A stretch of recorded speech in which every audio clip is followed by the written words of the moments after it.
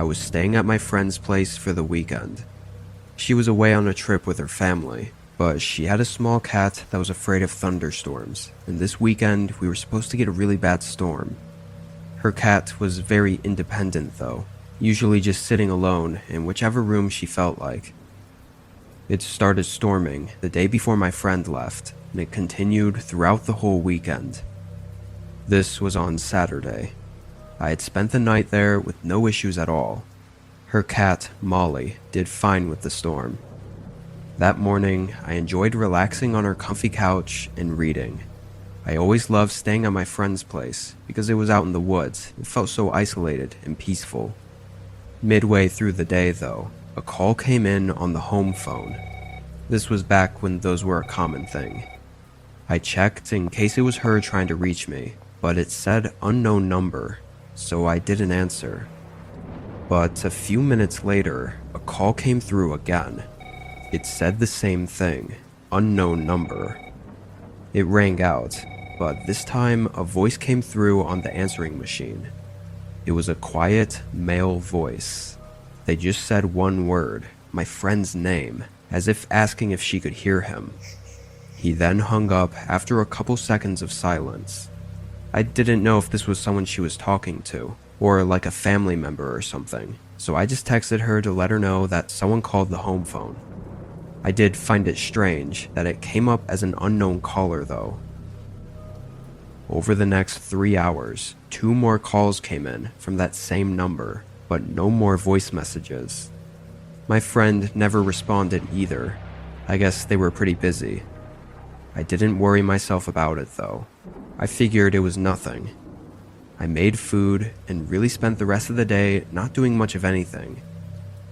Later, say around 8 or 9, I found a movie to watch upstairs in the bedroom. I got about halfway through it before remembering to check on Molly and make sure she had food and water. I went downstairs, but was confused to see her standing right at the front door, staring at the crack in the doorway, like she was waiting for it to open. I called her name, and she looked at me, but only for a moment before looking back at the door. It kind of creeped me out, if I'm being honest. I walked up to the door and hesitantly looked out the peephole at the porch. The glass had fogged up from all the rain, so everything was blurry and I couldn't really make out anything. But then something moved, enough for me to tell there was something, or someone, standing on the other side of the porch. I felt a little unsettled, but I continued to watch, trying to get a clearer view of what I was seeing. I really wanted to know for sure if there was someone out there, but I also didn't want to open the door if there was someone there. 2 to 3 minutes went by without any changes in what I could see. I thought I was just scaring myself for no reason. After all, if someone was out there, they would have knocked on the door by now. I left the door to go check on Molly's food and water, and grab myself some snacks for the movie. When I passed by the door again, Molly wasn't there anymore. I looked out just to double check, and something looked different. It was still fogged up and blurry, but one of the shapes I saw wasn't there anymore, like it just disappeared. Was there really someone standing there the whole time? Feeling off about everything, I picked Molly up and brought her to the bedroom with me. I turned the movie back on and sat on the bed.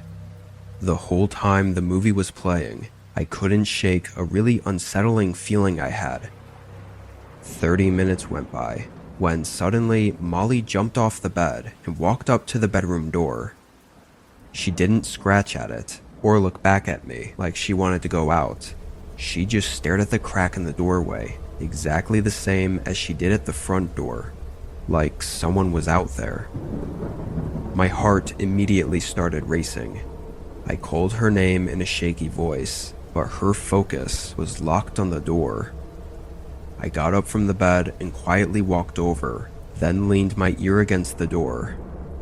I couldn't hear anything. I then crouched down and peered under the crack between the floor. My whole body aggressively shot back. There was someone standing right outside the door, just a couple inches away. My eyes immediately looked at the doorknob. I had never even locked it. I snapped the lock down, and almost right away, the person on the other side ran away from the door. They went downstairs, where I could no longer hear anything. I called 911, then called my friend. By the time cops got there, the house was empty and nobody was around. With all the information, it seemed that the intruder was likely a stalker, probably the same one who kept calling. So they tried to trace the phone number, but had no luck. It was pretty much left at that. I feel bad for my friend because whoever that man was, he was definitely stalking her and not me. I don't know if it was just a coincidence that they showed up during the weekend she was gone, or if they were trying to break into what they thought would be an empty home. After all, I never answered the phone, so they probably were confident the house was empty. Maybe they were planning to wait and catch her off guard when she eventually got back from vacation. We never found out who they were or what they were doing.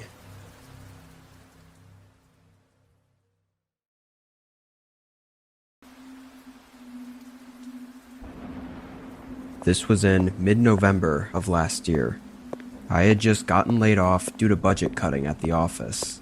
Luckily, I had some money saved up to cover for me while I searched for a new job. For several weeks, I was stuck at home, just looking through lists of job openings on my laptop. After the first 2 weeks, though, I started to get a bit impatient. I applied to pretty much every position I was interested in, and I hadn't gotten a single response. I ended up trying to look on different websites from the usual ones. One of them I had a bit more luck on, finding a few new ones to apply to, and later in the day I finally got an email from one of them.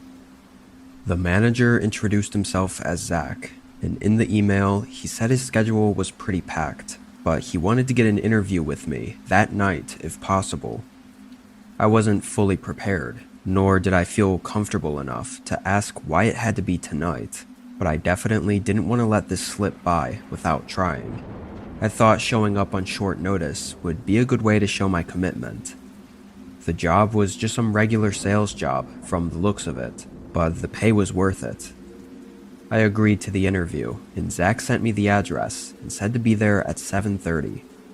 I got ready and headed over, arriving 15 minutes early. I didn't have any time to research the place or anything, so I wasn't all too sure what to expect.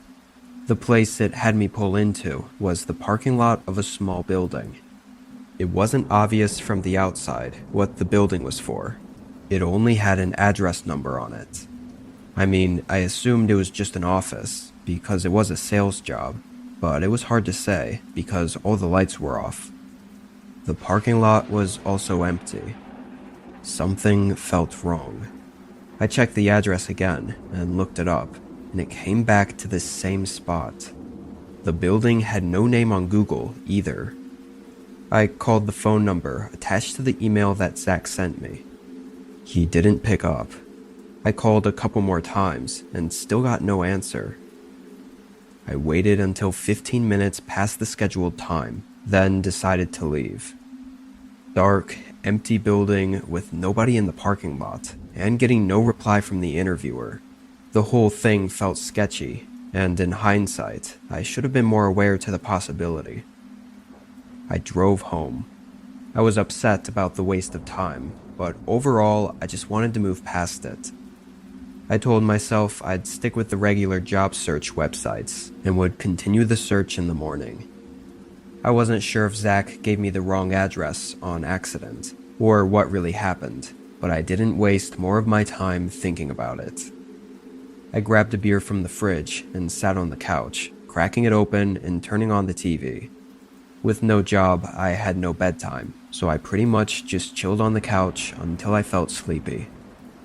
Throughout the hours, though, I kept hearing something upstairs, just like a creak in the ceiling. I checked out the window a couple of times to see if it was windy outside, but it wasn't at all. The creaking didn't concern me really. It didn't sound abnormal by any means. I think I got tired around 10 p.m. I shut off the TV and the downstairs lights, then walked upstairs to the bedroom. The last thing I remember was getting in bed and laying down, falling asleep really quickly, before suddenly I was awake again. My eyes were opened to the pitch black room. As I laid there, I heard that same creak sound that I'd been hearing. It was close to me, like somewhere on the other side of the room. I looked over with my tired eyes, barely seeing anything in the dark. But then there was the slow and quiet sound that I recognized as the closet sliding open. My eyes opened a little more, seeing just the outline of the closet door slowly opening. I felt almost like I was frozen, just stuck in place, unable to move as I watched this happen. My mind wasn't fully convinced this was even real. It wasn't until the closet stopped moving and a figure leaned out from behind it that my body jerked out of the frozen state I was in. I grabbed my phone and jumped out of bed, opposite to the side the closet was on.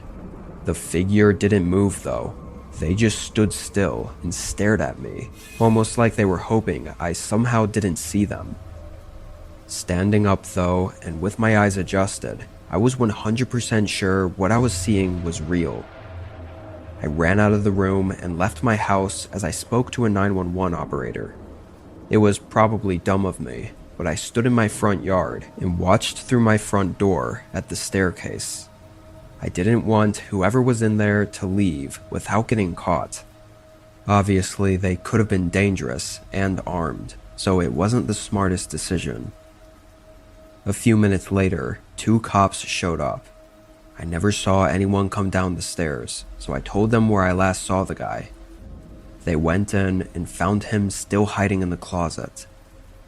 When they pulled him out and dragged him into the car, I couldn't believe how disturbing this guy looked.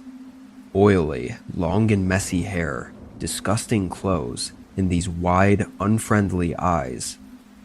He didn't say a single word as to what he was doing, but it only took a couple days to get the whole story. He had made these fake job listings on multiple sites.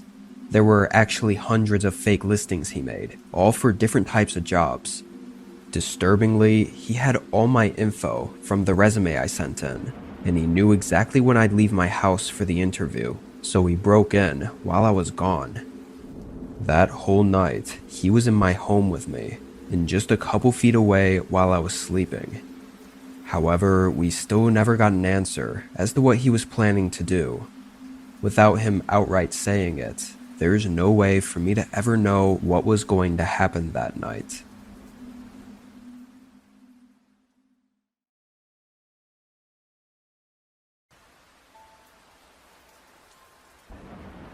I live in the middle of nowhere.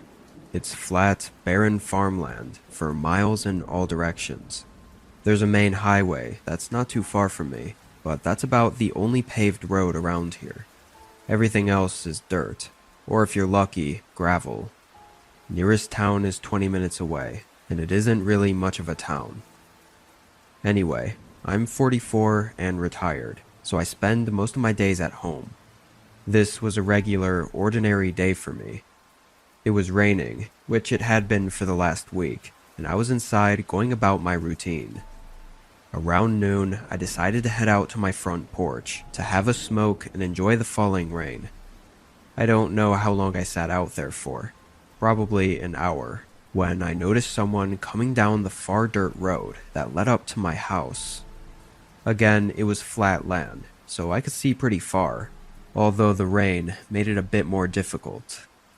This person was on a bike though, like an ADV motorcycle or dirt bike, riding through the rain. I thought it was odd, but assumed they just mistook my driveway for being a dirt path. They kept coming down it though, until they were getting really close to my house. They basically got right up to where my garage was, before stopping.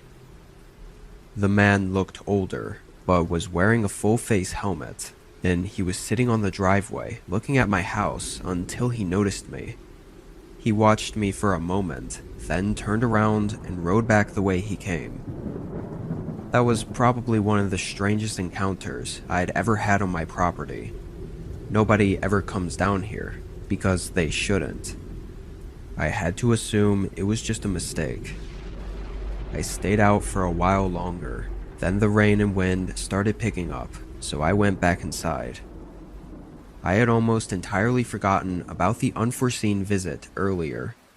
I made another cup of coffee and relaxed inside. I was on a call with my brother for a while and took a nap as well. The day was chill, no errands to run or things to do around the house. The rain made a pretty sudden change around 8 p.m. though. There was thunder and lightning and heavy downpour that thumped relentlessly against the old roof. But somehow through it, I heard the slightest sound of a heavy engine outside. It had that same dirt bike sound that was identical to the one that came by earlier in the day. I went up to my front window, seeing a headlight carving its way through the fog and rain. In the moment, I didn't even think about how crazy it was to be out riding at night in this awful weather, because all I could think about was why had they come back? As they got closer, they shut off their headlight, and instantly they disappeared. I couldn't see them at all. I waited, but they never came up to the garage like they did last time. Minutes went by without me seeing or hearing anything. Where could they have gone? Unfortunately, situations like these can't easily be called into the police station, so I was on my own. I grabbed my shotgun from the bedroom, which I only kept for self-defense. I had no idea what was going on, if they were lost or needed help, or if they were dangerous. All I knew was that I was alone in the middle of nowhere and needed to be extra cautious. I spent the next 20 minutes routinely checking out the windows on all sides of my property. I saw nothing more until I made another round, and when I looked out the back window, I just made out something in the fog. It quickly moved away. The eerie nature of it sent chills through me. Being unable to see anything and having no real way to know what was going on made it as unnerving as it could possibly be. Then I started hearing muddy footsteps outside my house, like right up against the house, splashing in the mud and water. Every time I tried to get a look out the window, they'd move out of the way. I really didn't know what to do here. I felt if I let this go on for too long, things could get even more unpredictable and possibly messy. Clearly, their intentions were not harmless. I went into the garage and got in my truck, then quickly opened the garage door, pulled out, and closed it. My body was shaking the whole time, praying this didn't escalate. I moved the truck further out front and spun around to face the house. Finally, I turned on the high beams and the bar lights on the front. It immediately lit up my entire house, and standing right outside of one of the windows was a man. He was in full black clothing and holding a hammer in his right hand. It looked like he was trying to look into the window and maybe didn't even hear me pull out of the garage under the thunder and rain. The man sprinted off behind the house. I saw him get on his bike, which was laying in the grass far off from the house. He rode off into the dark. I stayed up that entire night. The next day, I went into town and notified the sheriff's office of the encounter. I don't know who that was, but seeing the hammer in his hand, it seems clear he was trying to break inside and probably had malicious intent. Luckily, I didn't have to find out the hard way.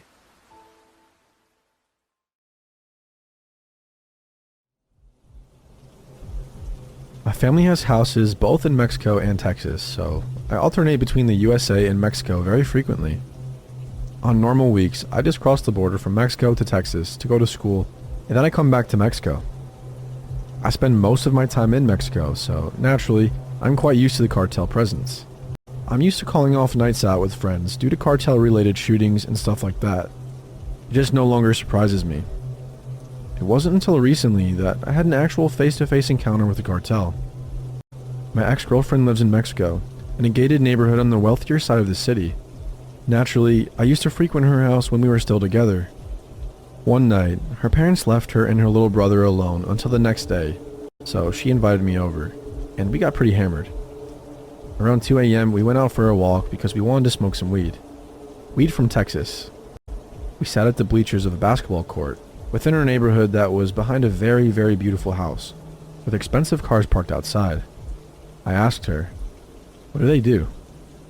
To which she replied, "Cartel." I thought she was joking until she told me how the Mexican army had their whole neighborhood on lockdown because of them back in 2014. My smile faded pretty fast. I got kind of mad and worried, and I asked her, "What the fuck are we doing behind a cartel safe house at 2 a.m. smoking foreign weed?"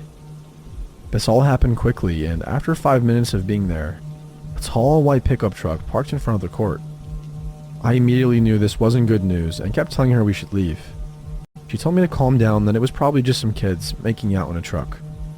That seemed reasonable to me, but I started panicking after the truck just stayed there for like 5 minutes without turning off the engine, and as soon as we got up to leave, it took off. As we made our way to the other street, the huge weight that was lifted from my shoulders fell right back twice as heavy when the truck intercepted us at the very corner of the street.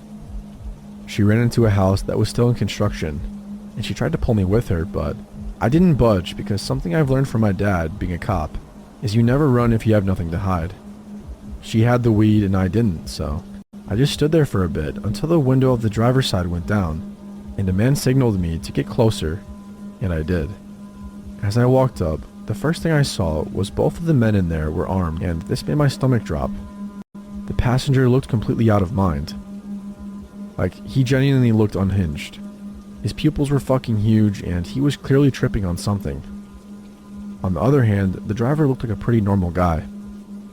I dare to say he was so normal, it was comforting. He asked me. This whole conversation was in Spanish, of course. What we were doing. I said smoking, and he asked, "Smoking what?" I just said normal cigarettes. He turned to look at his partner and back at me, and there was a long pause before I said, "I don't know who you are looking for, but it's definitely not us. I'm not even from here." He asked me if I was American, to which I nodded, and then he said, "Show me." Fortunately, I always carry my passport with me since I cross the border so often. He asked me about my girlfriend. I said she was American too. She's not. And he told me to go get her. I told him that I'd rather not, because if they found weed on her that wasn't theirs, she would be fucked. Fortunately, the guy didn't insist, and after going through my phone, he told me he didn't want to see us out this late, behind that house ever again. They took off, and I turned back to her. She was peeking from behind a pile of cement bags. I signaled to her that we were leaving, and we ran back to the house. When we got to her front yard, I asked her to give me the weed so I could get rid of it, and she told me she hid it under the floorboards of the house. So we ran back to get it, because if they found it there, we would still be fucked. The 2 minutes it took for us to run back to her house were easily the scariest moments of my life. What still makes my stomach turn to this day is the look the other guy had on his face. I'm telling you, he literally looked absolutely unhinged. He did not say a single thing, but he was staring me down the whole time, with his hand around the grip of his rifle. I felt like he was just itching for me to say the wrong thing, so he could blow my brains out right then and there.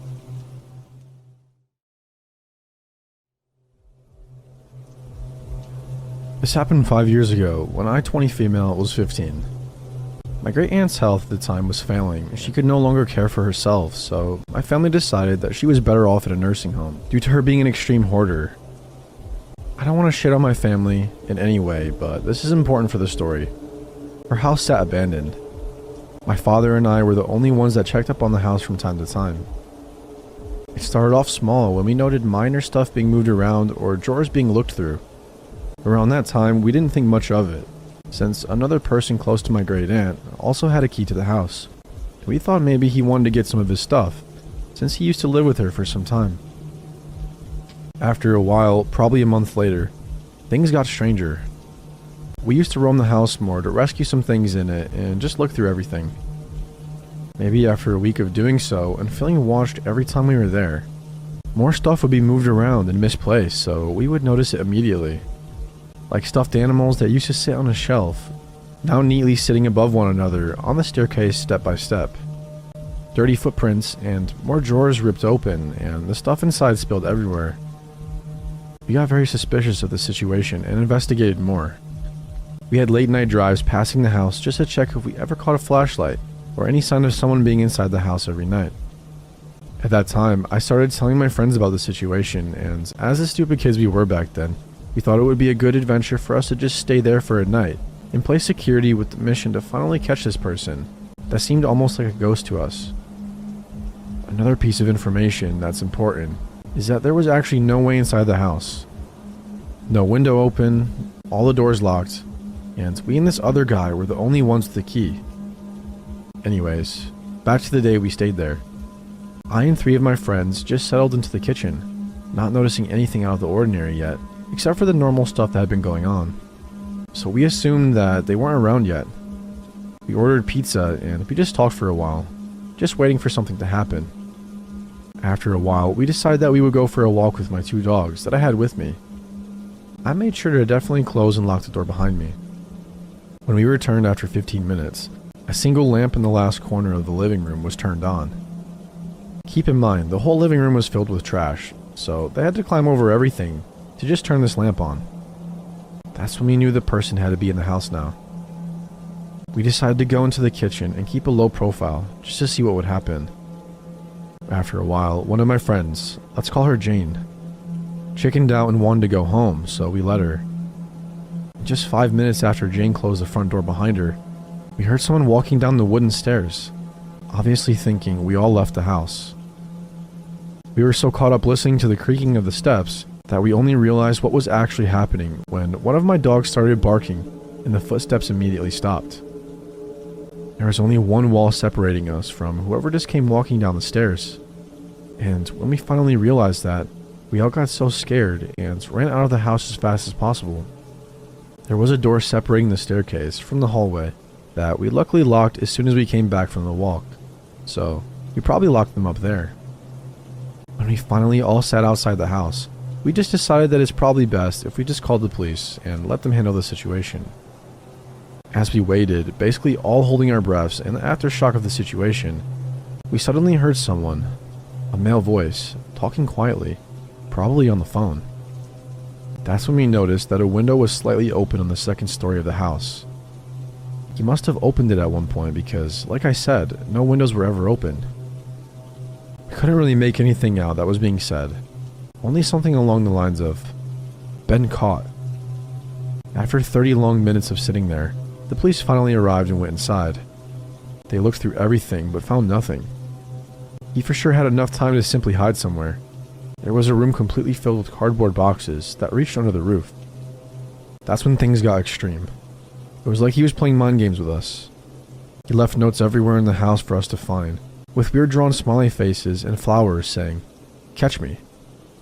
Placing this alarm thing underneath the front door that would go off anytime someone entered, letting him know that someone was there. Trashing the bedroom so it was beyond recognition, destroying furniture, shitting into the toilet, and placing a flower on top of the shit. And all of this without ever being caught once. Our checkups became more frequent, turning from once a day to every hour, but nothing. We eventually decided to let things cool down a little and ignored the problem for a while. At some point, he would surely leave a basically unlivable house, drowning in cat pee and trash, right? Nope, wrong.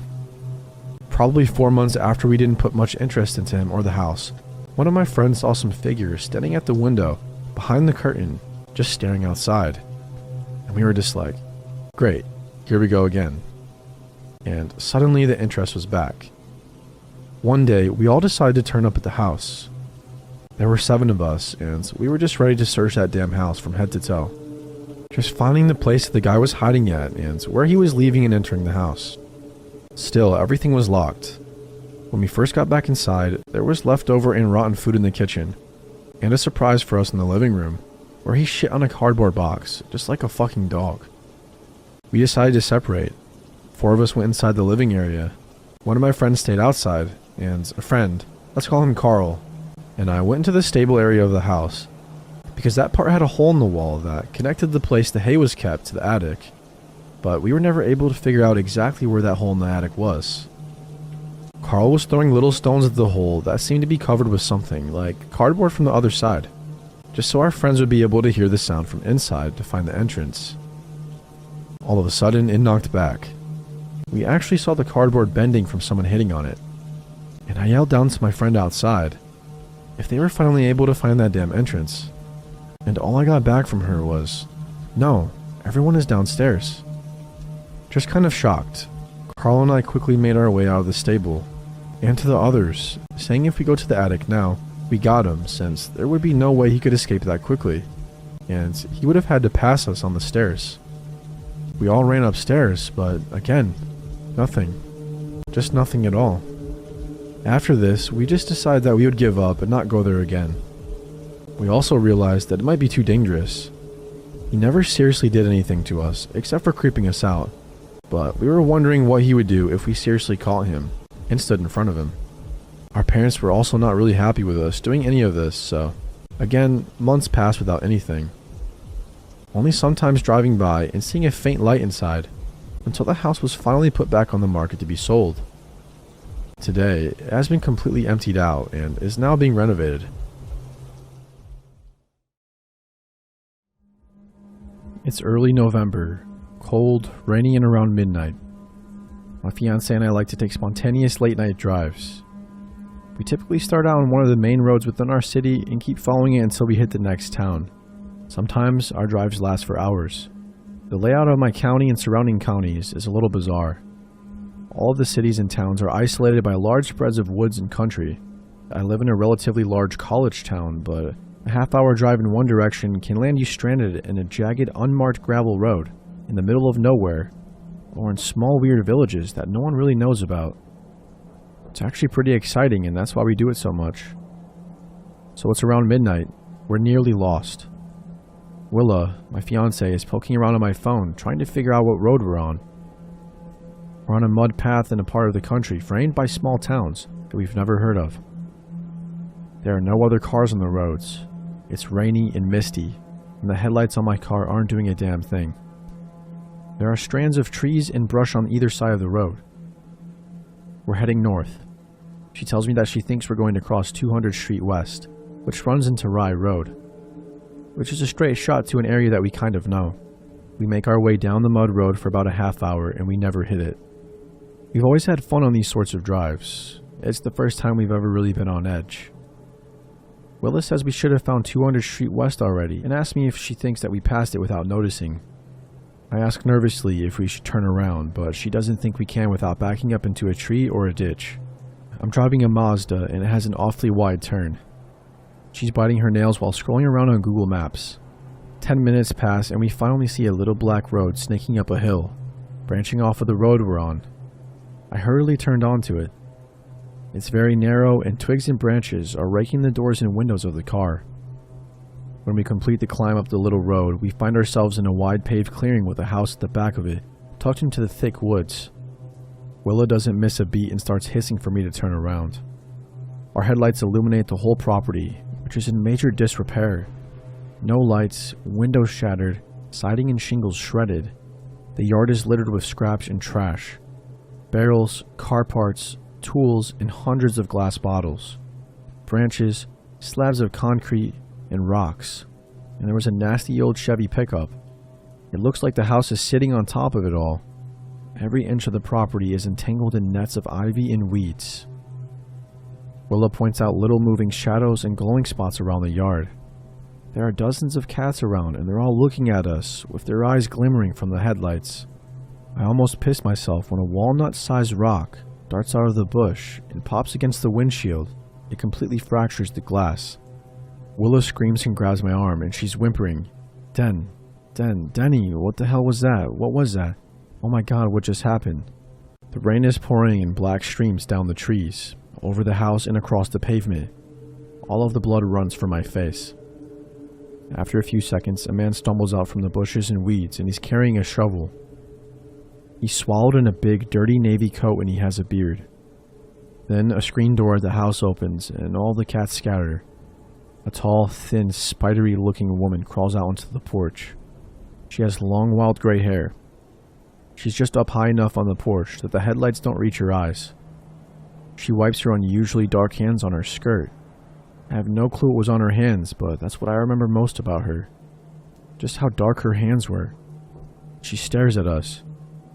Willa is screaming and crying and slapping the door lock repeatedly. I throw the car into reverse, rolling over cinder blocks and branches, and then screech back down the road. After Willa stops crying and there's some distance between us and the house, I started to relax. Yet when we finally get out of the woods and hit a long, straight stretch of road, I notice headlights behind us. I get a stomachache when I notice the cars mimicking all of our turns onto different roads. After nearly half an hour of being pursued, we finally reach a gas station being visited by a few other people. I watch the vehicle pass, and it's the same nasty Chevy truck that we saw at the house. They stalked us all the way to the next town. We wait till we see the truck disappear down the road before we get out, get some food, and ask for directions. On our way home, I looked at the rear view mirror more than I do at the road ahead. When we got back early in the morning, my teeth don't stop chattering until I fall asleep. Context. I grew up my entire childhood without a father. When I turned 15, I got really into hunting and I just enjoyed guns in general. My uncle is an avid hunter, gun builder, and ammunition reloader, and he really loves to hunt. This was a common interest that made us become very close. He was a father figure and he taught me a lot that made me the man I am today. So now to the story.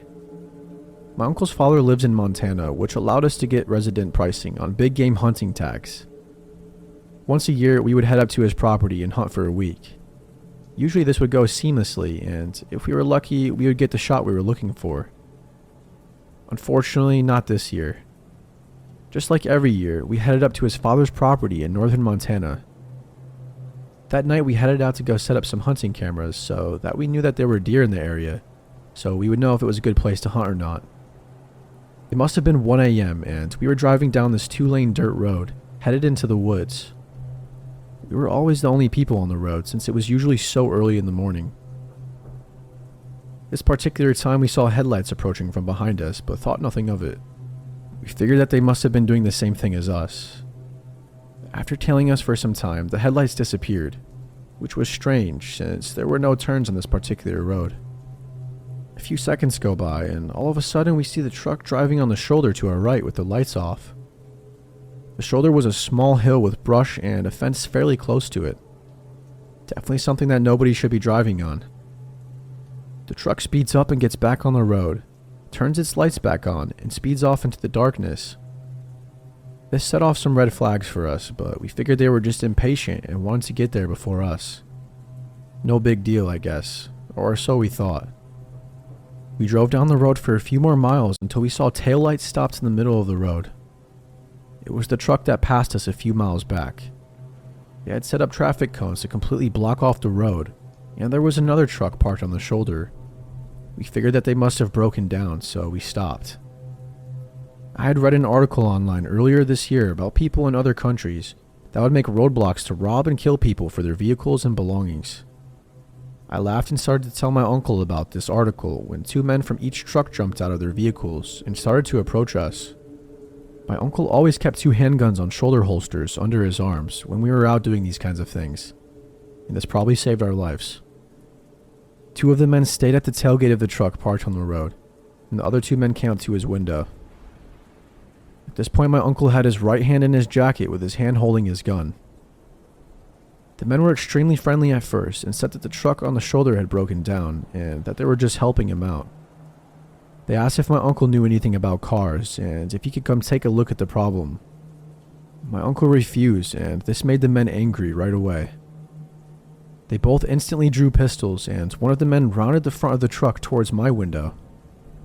My uncle then grabbed the man's gun that was pointed at him, which he forgot to load a round into, luckily for us. My uncle pulled his gun out and shot the man in the shoulder and slammed on the gas, driving on the left shoulder, passing all of the men. I looked back and I could see the other 3 men gathering around the man my uncle shot. We drove and drove and drove for what seemed like an eternity without saying a word to each other. We drove back to his dad's house and he told me to go to bed. He called the police and told them what happened. They sent out 2 officers to the house to take his statement and mentioned to him that they had quite a few reports of roadblocks being set up all around northern Montana. They were actually able to catch all 4 of the men who stopped us that night, and they took the man who was shot to the hospital.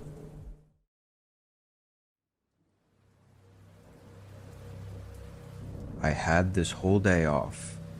It was cold and wet outside, as it had been raining off and on all day.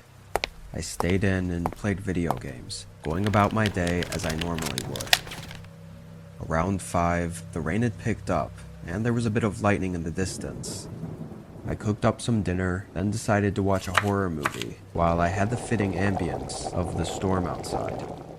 I shut off the lights and spent the next 2 hours on the couch. The storm definitely got worse over that time.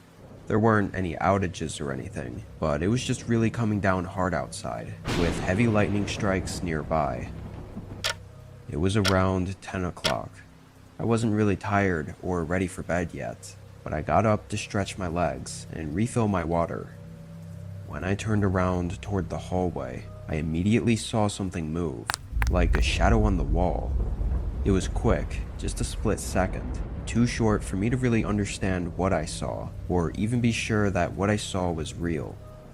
I froze in place for a moment, then walked over and looked around, only to find nothing but an empty hallway. Maybe it was a flicker of light coming through the window from a far-off lightning strike. I also just got finished with the horror movie, so I could have been a little on edge and just seeing things.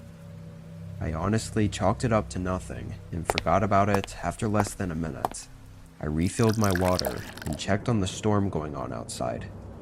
The trees were blowing around like crazy, and the rain was basically flooding the roads. We didn't get many big storms like this around here, so it was always interesting when we did. Our town definitely wasn't built for them. I went back to the couch and turned on YouTube to try and ease myself into getting sleepy. I wasn't too tuned into what I was watching. I guess I was kind of spacing out or whatever. But then again, I saw a shadow on the wall behind the TV move. It was like something behind me just peeked around the corner for a split second. I jolted my head around and looked at the opening to the living room. Nothing was there. I got up and walked over, looking all around that area, but I saw nothing at all. I didn't know what the hell was going on. It was like I was just seeing things, but I never had it happen twice like that before. Was I just sleepy? I didn't feel like it. I thought that the horror movie and the storm outside would make for a chill night, but this was far from it now. I still thought it was nothing, but there was that tiny feeling in the back of my mind that it wasn't nothing. I spent another 15 minutes on the couch, but decided to go to bed afterward. I shut off the TV and headed upstairs. I still wasn't tired, and even less so after everything happening, so I hopped in the shower to relax myself before getting in bed. I turned on the water and tried to calm down. I was in there for maybe 5 minutes. Through the water, a sudden thud rang through the house.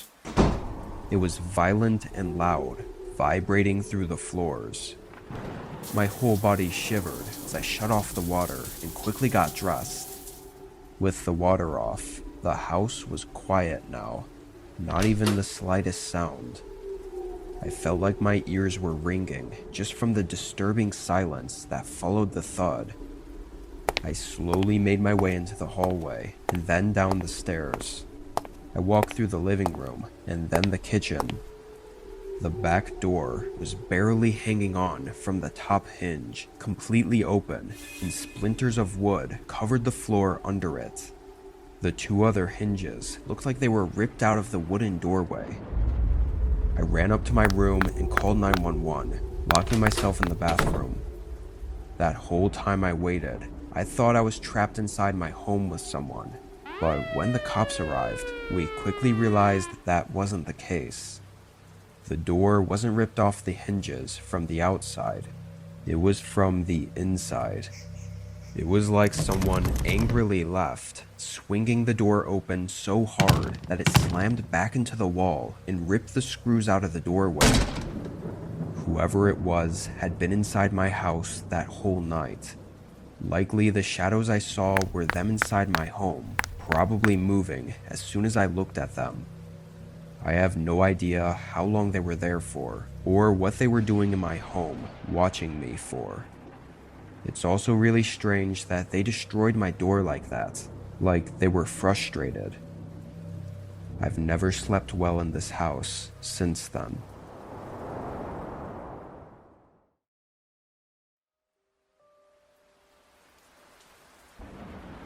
I was visiting my parents over spring break. This was the first time I'd tried out Airbnb, since the city I was going to was small and Airbnbs were cheap there. I made the 2-day drive and pulled in just after the sun had set. As I parked in the driveway and got my stuff out of the car, I looked around at the neighborhood I was in. The atmosphere felt a little off. It was very dark and not busy in any way at all.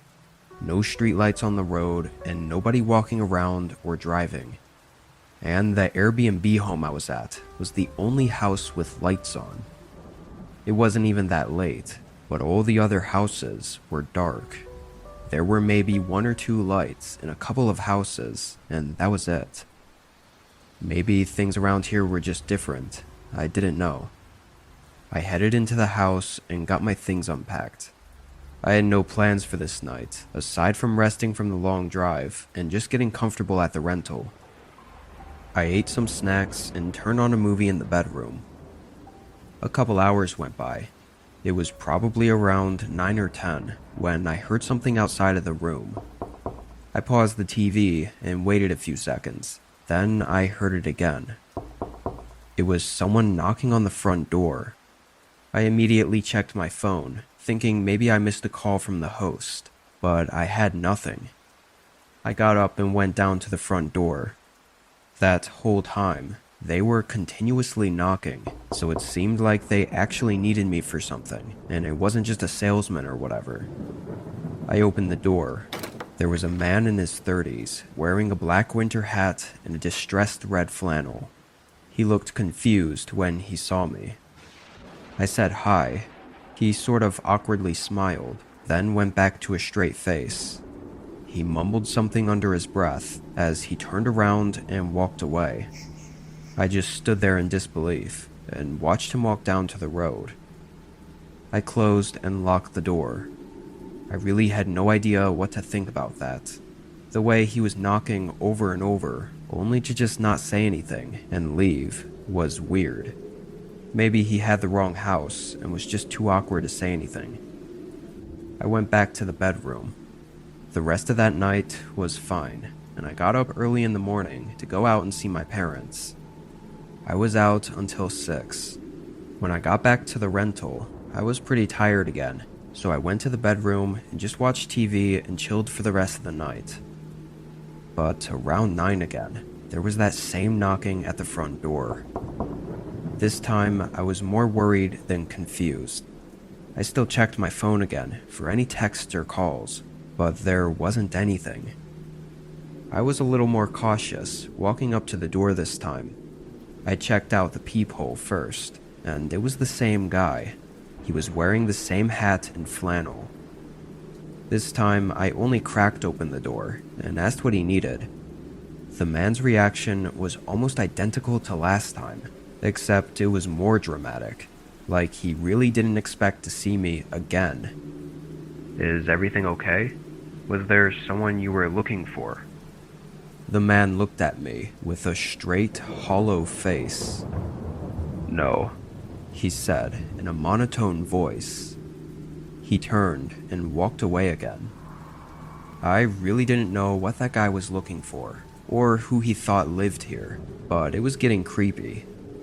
I went back to the bedroom, but left the door open to the hallway so I could hear better. Something about this was really strange, and I didn't like it at all. A couple hours went by. It was late, so I turned off the lights and went to bed. When I woke up, My eyes opened to the pitch black bedroom. It was dark and quiet, still the middle of the night. I wasn't sure why I'd woken up, but I sat up and I started to hear something from outside, maybe like a whisper or something. Then there was a sudden knock at the front door. It was loud and harsh. I got up from the bed and went into the hallway. The loud hits against the door shook the whole house. As I quietly crept down the hall, I caught a glimpse of something move past one of the windows on the other side of the hallway. When I got to the end and looked out the door, I saw that same guy. But further back in the dark, there was someone else. They were clearly hiding, waiting for something. I felt my body going numb from the adrenaline spiking. I turned around to go back and get my phone, but instantly locked eyes with a man staring at me through the back window. I panicked and sprinted into the bedroom. I heard multiple footsteps start running around the house. Not just like a couple, it sounded like maybe a dozen men out there. As I called the police, I heard all the windows and doors around the house being moved and attempted to be opened. Several excruciating minutes went by as I listened to this group of men surround the house and try to force their way in before I heard sirens in the distance. All the men disappeared within seconds. With the place being an Airbnb, the police contacted the host, who seemed more annoyed than concerned. It was a little weird, considering the experience I just went through on his property, staying at his house. To sum it up though, they never figured out any more details. After the years, I think my best guess is that someone else had stayed at the Airbnb that knew the men that showed up. They probably thought he lived there, and when they saw me answer, they were confused. Maybe they were mad at the previous guy, or just wanted to talk to him and thought I was hiding him or something. Or they could have just been insane. The host was definitely a little strange, too. I wouldn't be surprised if the group had some beef with him and found this address was under his name. Whatever the true intentions were, I guess we'll never know.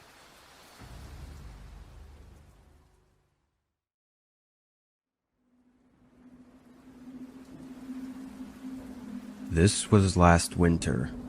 I can't recall exactly when, but I know it was snowing a lot during this week, and I barely left the house because of it. I worked what I think is called hybrid, so sometimes from home and sometimes in the office. Because of the snow, I stayed home this whole week and worked from a small desk in my bedroom. My house was small, only one story, and just 2 bedrooms. On this day, I got up and made coffee, then sat down to work, and pretty much stayed at my desk until 8 p.m. It was windy and snowing outside the whole day. When I finally got up, I made dinner, then cleaned up around the house, then went outside to bring the trash bins down to the curb. As I was walking back to the front door, I noticed the snow on the left side of my house looked strange.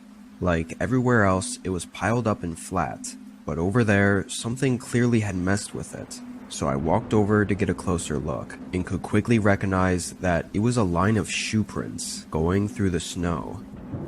This was a little concerning, because it was really close to my house, not just like kind of in the area. I followed the prints, going all the way down the side of my house, until there were suddenly no more. At the end, it looked like they'd moved around in this one spot for a while, and it was directly outside the window to my bedroom that I was working in. This was extremely creepy. I mean, it was cold, windy, and snowing. Why was anyone even outside walking around to begin with, and going up to my window? Thankfully, I had the blinds shut, but you could still kinda see through the cracks. Right on the other side of the window was my desk, so they could have been watching me. I hoped I was just overthinking it. I went back inside and warmed up. I didn't exactly know what else to do about it. Obviously they weren't there anymore, so there was nothing to do. I continued with my night, eventually going to bed around 11. I had checked out the window one last time before sleeping, and the snow had covered up all the tracks from before, and there were no new ones, so I felt better. I triple-checked that it was locked, then got in bed. I slept through the night. The first thing I did once I woke up was go over to the window and check again. My tired face immediately woke up. There were fresh prints in the snow again, right by the window. I quickly threw on my jacket and snow boots and ran outside. The prints were almost exactly the same as before, going up to the side of my house and piling up right under my window. I looked around at the empty blanket of snow that covered the rest of the ground near my house, but there were no signs of anything else or anyone nearby. I went back inside. I ended up calling the non-emergency police number to report what was going on. I knew they wouldn't be able to do anything, but I thought that at least if something did happen, they would be aware of the situation. After that, I had to work though. I tried to check out the window every so often, but the snow slowly filled in the shoe prints, and I never saw anything more. I got out of work at 8 again, so the sun had long set, and the night was cold and windy. I got up from my desk and went to the window, pushing aside the blinds and seeing flat, untouched snow.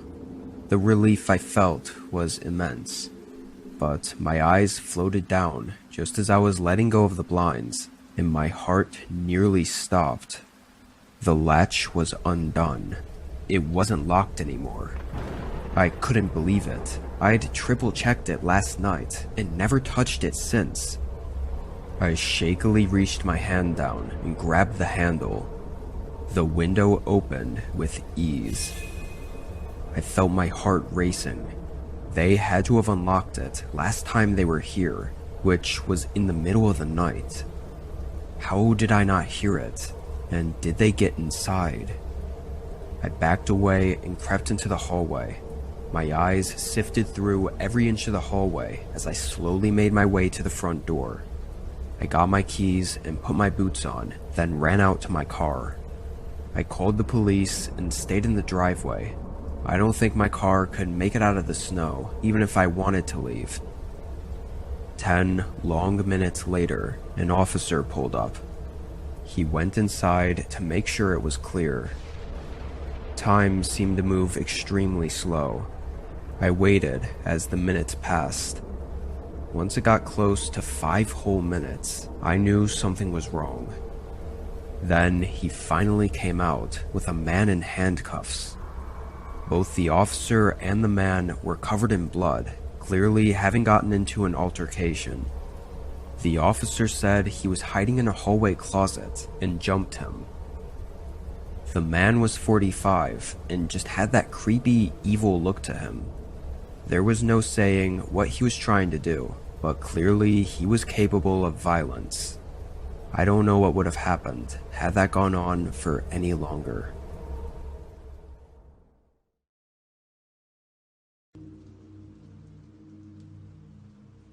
When I was in high school, my friends and I used to walk to McDonald's after the last class of the day. We did this religiously, sometimes every day of the week even. A few of my friends that I did this with actually lived in town as well, and so it worked out quite well. If we ever got bored of walking the streets, or dropping by every fast food place or Goodwill in town, and even playing basketball, we would just go to said friend's house to hang out until his mom got home. Sometimes she was cool with us all hanging out there, but more often than not, Preston's mom would make us leave when she got home. She was usually okay with 1 or 2 of us being there, but anytime the number exceeded that, usually we were told that we had to leave. Which was understandable. I mean, it was a pretty small house, and having a bunch of rambunctious teens over every day after you get out of work could be daunting. Especially when they caused havoc, like we did. We weren't bad kids, but we did smoke weed and stuff like that. Going back and thinking about it, I wish I didn't smoke so much so early on. I'm completely sober now, by the way. I don't smoke or drink at all. Nothing against it, it's just not for me.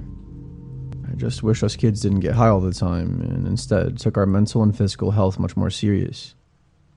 I had no idea how much I would regret the countless days and years of smoking prematurely as a minor. I think it messed with my head more than I'd like to admit. Don't get me wrong, I'm living my best life now, but I would have been much better off without it. Weed definitely isn't the worst thing in the world by any means, but it comes with its consequences, especially as a kid smoking it nearly every day. On this day that I'm talking about, it was just like any other. We were walking after school. When I say we, I'm talking about Preston, Tyler, Joshua, and Ethan. And then, of course, me. My name is Connor, by the way. School was out at 2:19 every day, and we would usually walk to McDonald's or the park. This day specifically, we walked to McDonald's. I usually didn't have any money, but this time I remember I did, so I walked up to the register and I bought an M&M McFlurry. I would buy one of those whenever I could because they were my favorite. I remember that McDonald's was rather quiet and not busy at all that day. It was very unusual. I think there was like one other customer that was there besides us kids. And even then, I think they left shortly after we got there. Of course, we took this opportunity to be loud and obnoxious pigs. I mean, it was only right. We had the McDonald's to ourselves, and we were all high as shit. That excitement was only short-lived, though, because after a few minutes of us causing a scene, a man came over to us. He had long brown hair, was old, and had a creepy demeanor to him. He introduced himself as Billy. I don't know why, but when he said his name, Preston started to burst out laughing. I'm not gonna lie, that triggered a chain reaction and spiraled the rest of us into a small chuckle. Preston was legit dying laughing though, and he couldn't contain himself at all. I felt bad for the man, but I really couldn't help it. It was just funny. You guys might not get why it was so funny, but let me explain some.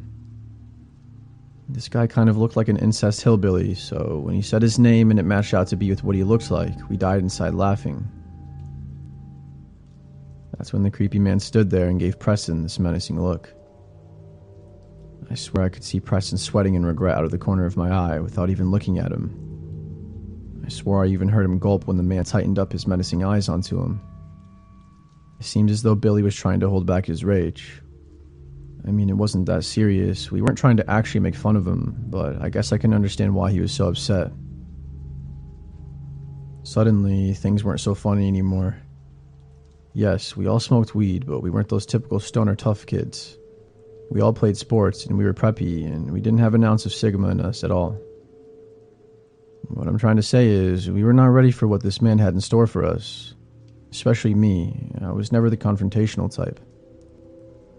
We learned that he worked there and he threatened to kick us out. We apologized to him, and after a while, we eventually got him to walk away. Thought it was very strange that he said he worked there. I mean, he wasn't wearing a uniform or anything, and he was acting a bit abnormal for a worker. After a while of discussing what just happened, we all decided to leave. I told my parents about the man, and my mom called the McDonald's and spoke with the general manager. We found out that he doesn't actually work there anymore and that he was fired years ago. Apparently he used to work as a janitor and a line cook, but he was fired one night when he attempted to stab a customer in the parking lot because the customer had complained politely about his order being wrong. Billy was arrested and he went to jail and was deemed mentally incompetent and sent to the loony bin for years. I guess he keeps coming back and harassing customers. It's a good thing we didn't push him over the edge though, because maybe he would have tried to stab one of us. If one of us would have made a passive-aggressive comment that he took offense to in any way, shape, or form, it's very clear that he would have been capable of the unthinkable. Despite having the police called on him multiple times, he kept showing up to the McDonald's. Eventually, they got him arrested for trespassing, and since it broke his probation type deal, I think he either went back to jail or the loony bin again. I know this isn't the scariest story in the world, but this was something that really happened. I'm thankful nothing else turned out of this, though, and we never saw him again. We stopped going to that McDonald's as much, and we would usually go to Taco Bell or Subway since. I don't know what kind of mental illness he has, but apparently he was a prime example of someone who was given a second chance, and didn't necessarily deserve it. With me being an empath, I kind of feel bad for him, but at the same time, at some point, something has to happen. We have to keep this man off the streets for good, and keep people safe. I don't know who hired him or who decided to give him a second chance, or even the person that got the final say in making him a free man. but I'm not so sure it was the right thing. Mental illness is a real thing, and it's unfortunate, but for God Almighty, we have to keep the streets a safe place for everyone. Trust me, you wouldn't want your kids to run into this guy. He's too unpredictable, and a parent's worst nightmare. I don't want to read too far into it because he didn't prove it to us, but we got a very creepy vibe from him as well, like pedophile creepy.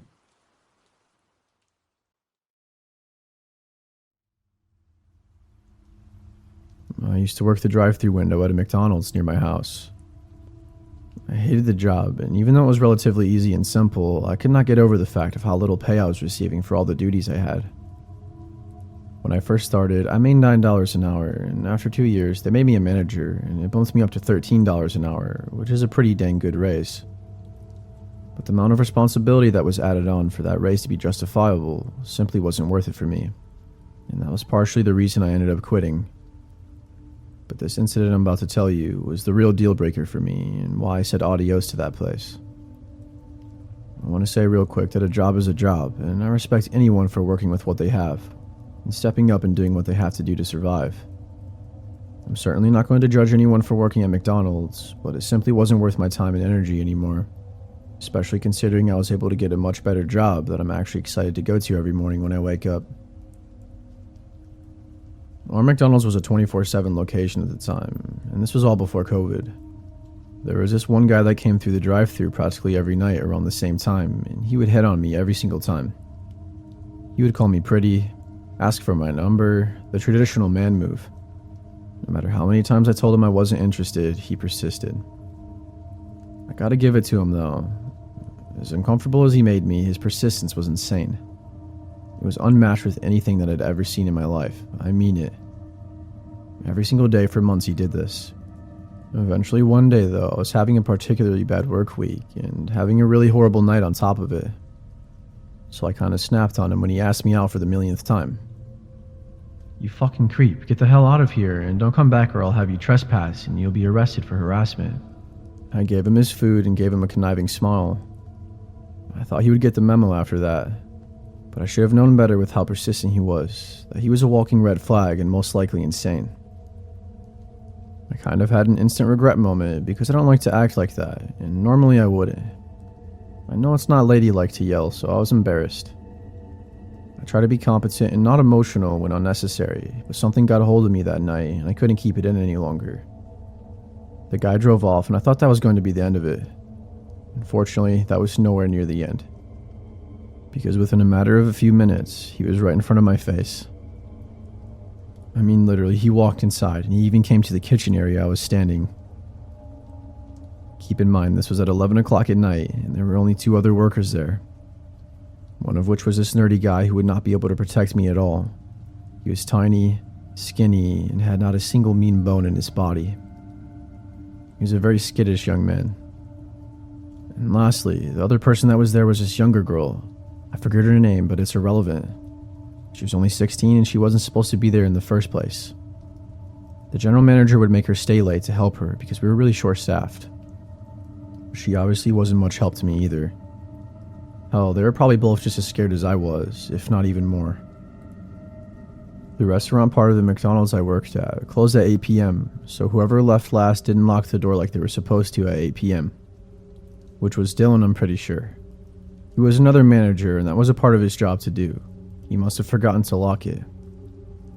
I was in deep shit now regardless, and my heart sank below my chest. He threatened me and he said he had a gun. He didn't pull it out yet, but he said if any of us attempted to call the police, he would use it on us. I tried my best to defuse the situation to get him to calm down, but it took like 15 minutes of this to eventually get him to leave. Thankfully, nobody got hurt. He eventually walked himself out after a long 15 minutes of convincing him that I won't call the police when he leaves, and he finally ran off. I locked the door immediately, but not before screaming at him and calling him a pussy for acting the way he did. I don't know why or what got a hold of me to do that. I just had this pent-up anger and it came out of me almost unwillingly. My dumbass had to further accelerate the situation by yelling at him, and by doing that, I made everything 10 times worse. "That's why your ugly fat slob ass will never have a girlfriend, you weirdo incel," I screamed. He turned around immediately and started running back towards the store. I of course locked the door and ran to the back. So this McDonald's was connected to a gas station, and in the back they had a door that opened up to either McDonald's or the Marathon gas station. Typically, the door was unlocked because the owner of the McDonald's also owned the gas station. And since our store didn't have a bathroom, all the employees had to use the bathroom in the gas station when we had to go. We all ran back there in an attempt to hide and to call the police. Evidently, they had a new hire working late shift that night right next door, and it just so happened that he was a bigger, masculine-looking man, so to our luck, he took control from there. He helped us hide in the back, and he sent the store into lockdown.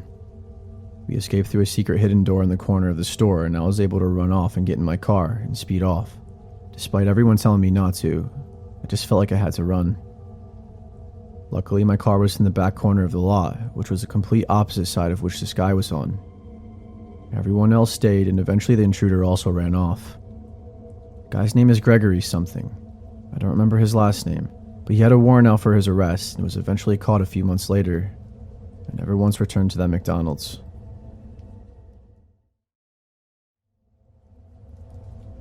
I don't really want to talk about the exact location, and I also don't really want to say my name or the names of anyone associated with this story for privacy reasons.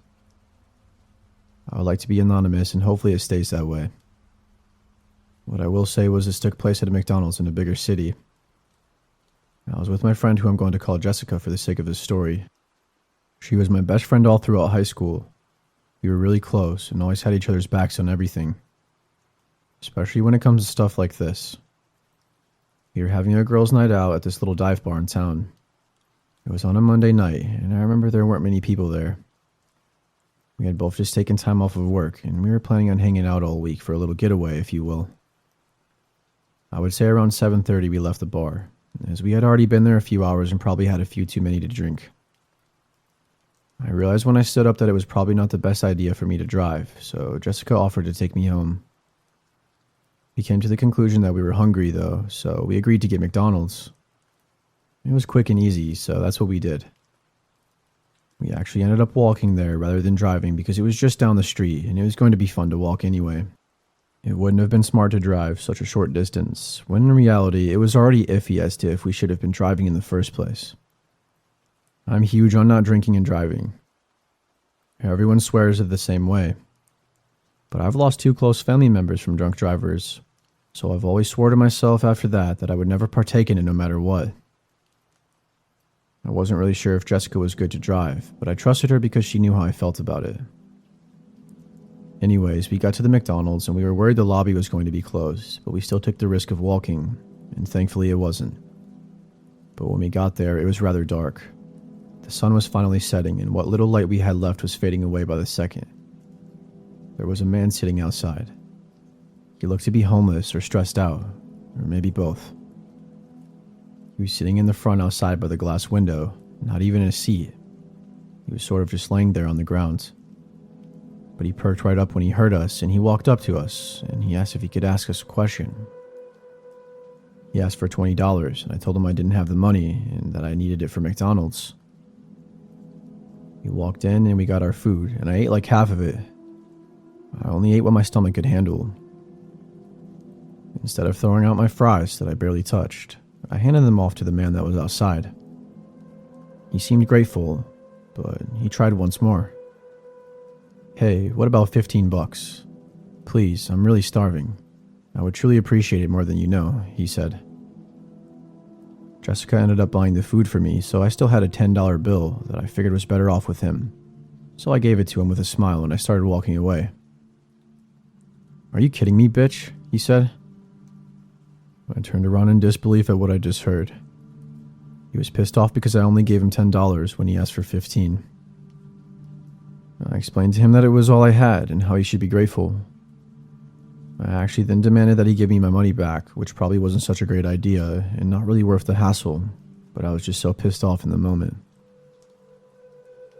"You want your stupid money, you dumb hoe? Come get it then." He then put the money in his pants and told me to come get it. I practically gagged and we started walking away. He then started following us and he started screaming at us. It was almost unintelligible, but I could make out some of what he was saying. He was basically calling me names over and over and saying things I don't really care to repeat. like threatening to sexually assault me and a bunch of other crazy shit. It got to the point where we had to start running, and I called the police and started crying. He was kind of old and frail, and also probably malnourished and dehydrated, so it wasn't too hard to get away from him. Some people are just so freaking weird and crazy, I can't even begin to fathom or understand it. The police said they couldn't find him that night, and we didn't want to keep waiting around, so we ended up letting it go. They weren't going to put out a warrant out for something like that, so all they could really do was keep an eye on things. Their words, not mine. I just remember feeling so violated when he was talking to us like that. I genuinely believed I was going to have to fight for my life, but luckily it didn't come to that, and I know Jessica and I could have probably beat him up together, 2 against 1, but you never know what someone's capable of. I mean, for the love of goodness, we didn't even do anything to set this man off, and he was that mad. He was so unpredictable that I thought maybe he was going to pull out a weapon and try to use it on us. I mean, you really never know anymore in this crazy world of ours. We lived in a connected townhouse with our 2 units abutting each other. Our street was lined with beautiful flowering trees and it was quite nice. But Providence is weird in that the conditions of the houses and little neighborhoods can vary drastically street by street. We were near a few rough neighborhoods, but I felt relatively safe in my new home. I remember a few nights prior to this specific night, I saw a Facebook post with a safety tip to put your car keys next to your bedside, so if anything ever happens, you can press the alarm and scare an intruder off. I've never been overly concerned about my safety, and rarely took advantage of any tips I saw on Facebook, so I'm not sure how or why I suddenly decided to heed this advice. I was reading a book in bed with my light on in my second floor bedroom, hours after putting my daughter to sleep, when I heard a loud sound outside. I peered out the window to take a look and saw nothing. I had taken some melatonin that evening, turned off the light, and went to sleep. It was maybe a half hour later or so when I was suddenly woken up by what felt like almost an earthquake. The room shook and I heard a loud thud. Half awake, I gasped and sat up. Wondering if it was my imagination or if I actually felt something, I immediately ran to my daughter's room, thinking she might have fallen off her bed or injured herself or something. As I swung her door open, there she was, sleeping soundly and sweetly. I was so confused. I heard another loud bang and had this eerie feeling that something was wrong, but I couldn't figure out what. I grabbed my car key fob and took it downstairs as I nervously inspected the first floor. I swore to myself if I heard one more sound, I would press the alarm just in case, but I didn't. It was silent after that. I returned to bed and took a while to fall asleep again, but soon shut my eyes. The next day went on like any other day, when I noticed a friend of mine had repeatedly called me in the afternoon. I picked up my daughter from preschool and called the friend back. "Did you hear?" he said. "No, hear what?" I answered. "News outlets were mobbing your street about an hour ago, and the news trucks were even in your driveway." I sat silent and confused. 3 men broke into your neighbor's place last night, tied him up at gunpoint, stole thousands of dollars worth of items, and took off with his car. I immediately fell to my knees and began crying. I had heard it all happen. I almost pressed the button. But I didn't. I felt completely unsafe. I asked a friend to come over for the night to stay with us, and it wasn't until the next day that I got the chance to speak to Ben. Ben explained the whole story and told me the cops wanted to talk to me so I could share what I heard and experienced. He said the men smashed the window in his basement and entered through there. That's the sound I heard before going to bed. Apparently, the timeline suggested that they saw my light and me peering out the window and waited 30 minutes or so until my light was out to enter the premises. They didn't realize he was home, and since he had gone to bed early that night, it was suggested that they came to his place beforehand. He had been asleep when one of them was rummaging through his stuff upstairs in his bedroom, which was directly on the other side of my closet through a shared wall.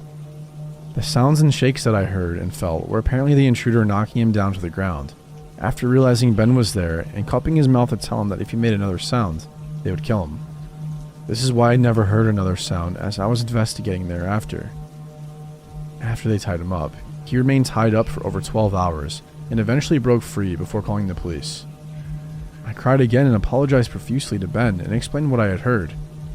And he simply said that as he was tied up, all he could think about was that he was glad it didn't happen to me and my little girl. I really don't know what I would have done if my daughter and I had to experience that level of trauma. Ben seemed to be okay considering it all, but it took me so long to feel safe again and for the guilt to subside. They never caught the guys, and I ended up ordering a taser, which was illegal, and some mace. Even, for the first time in my life, considered getting a gun. But I decided against it. I've been fortunate to never experience anything close to that again, and certainly don't want to. I'm glad Ben was ultimately okay, but next time I'll listen to my instinct. It's better to be safe than sorry.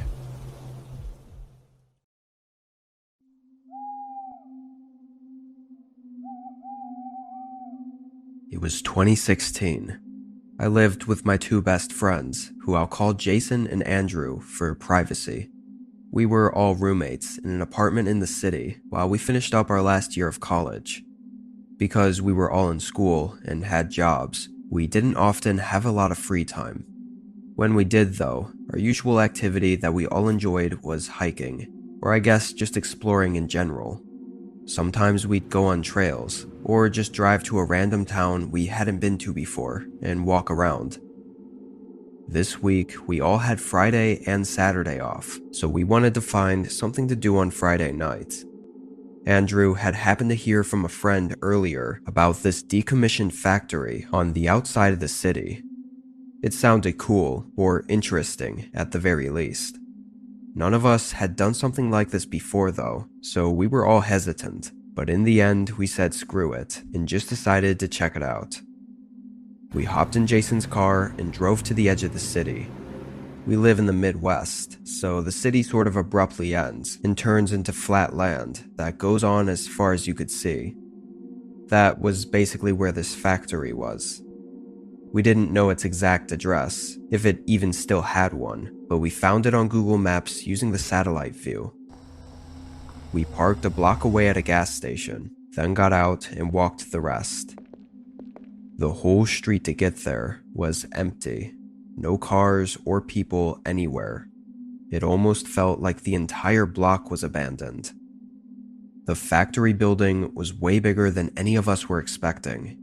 It was massive, with railing-type structures all over the outside, and tons of graffiti in places I don't even know how people were able to get to. The chain-link fence had barbed wire across the top, but in several spots it had clearly been cut open and moved from others sneaking in. We crawled over and made our way up to the metal door at the front, which was already open. As soon as we stepped inside, chills ran through me. The whole building was swaying, and the metal was creaking and groaning. It was windy outside, so it made sense, I guess, but it still added to the eeriness of the place. All the lights were off, of course, so our only light was some cheap flashlights Andrew had lying around his house. This main room we were in was full of huge, rusted machinery and narrow pathways between them. We all stayed in that room and kind of just wandered around. Eventually, I wandered to the end of the room and into a hallway, but before entering, I checked over my shoulder and saw one of my buddies was not too far behind me. I couldn't tell whether it was Andrew or Jason because they were in the dark by one of the machines, but I figured they saw me, so I was good to keep going without risking splitting up and getting lost. I started walking down, making it to another metal door and going through it. Just as I was walking into the next room and the door started closing, I heard footsteps coming down the hallway from the end I had just come from. Thinking it was Andrew and Jason, I kept walking and shined my light around the room. There were more machines, like a conveyor belt type thing, in the middle of the space. But along the ceiling was a walkway, or catwalk, and I could see a ladder hanging down on the other side. As I was looking, I heard the door open and close behind me. I called out my friends' names and turned around to tell them what I saw, but when my light hit the door, they weren't there. There was no one. I almost thought I was crazy for a second, but I knew I heard the door open. Andrew? Jason? Their names rang across the room, but they didn't reply. I started carefully walking over to the door, feeling my mind start getting worried. I opened the door and shined my light down the hallway. It was empty. What the hell? I didn't have time to think before hearing a slight crumble on the ground behind me. I whipped my light around. Standing maybe 6 or 7 feet from me was some deranged-looking man. He had long hair and a messy beard and these strange, glazed-over eyes. He instantly started sprinting at me, like he was trying to tackle me. I backed into the hallway and slammed the door on him, then sprinted for the other end. I could hear my buddies calling out to me, like they were trying to find me. I ran into the room and yelled at them to leave. We all ran out. We made it to the fence and left. I explained to them what happened on the way back to the car. Whoever that guy was hiding in the building had followed me into the hallway and into the room where I was alone. Obviously, he was trying to wait for me to split off from the group before attacking me.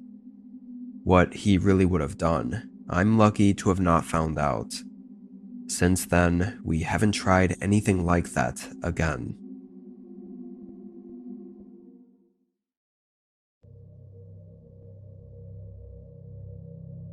This was nearly 5 years ago from when I'm writing this. I was in high school at the time, and my best friend was a guy named Colton. We hung out most days after school and just found random places to go to hang out at. Anyway, this was right after our school let out for winter break, so we had a ton of time and nothing to do. We spent this whole day just chilling at his place and playing Xbox, but we eventually got bored. We felt like walking around or going somewhere. Now, our whole town always knew about this creepy church that sat at the end of a deserted road. It was kind of blocked out by trees since they stopped keeping up with it. It had been abandoned for as long as I'd known about it, but even though we always knew about it, it had never really come across our minds to explore it. When I was a kid, I was always terrified of it, but for some reason now, I was a little bit more intrigued. So when me and Colton were walking around the edge of town and happened to pass by the deserted road to the church, we decided to check it out. At least to walk down the road and see what it looked like nowadays, and if nobody else was there, maybe look inside. It was already dark out, but the moon was bright enough for us to still kind of see where we were going. We also had our phones on us in case we needed a flashlight. The road was awful. It was cracked and had thick vines and bushes growing between the pavement. By the time we got to the end of it and looked back, we couldn't even see the street we'd just come from. Looking at the church, though, it was way creepier than I'd remembered.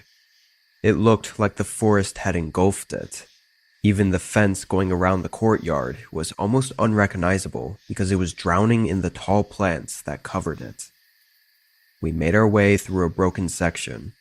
It was very quiet as we approached the church. We didn't see any lights or hear anything to indicate anyone else was here, so we walked up to the large entrance door and pushed it open. The sound it made was like bending wood, creaking and scraping its way across the floor. It echoed through the whole room. Both of us stayed at the doorway for a minute and just looked from there.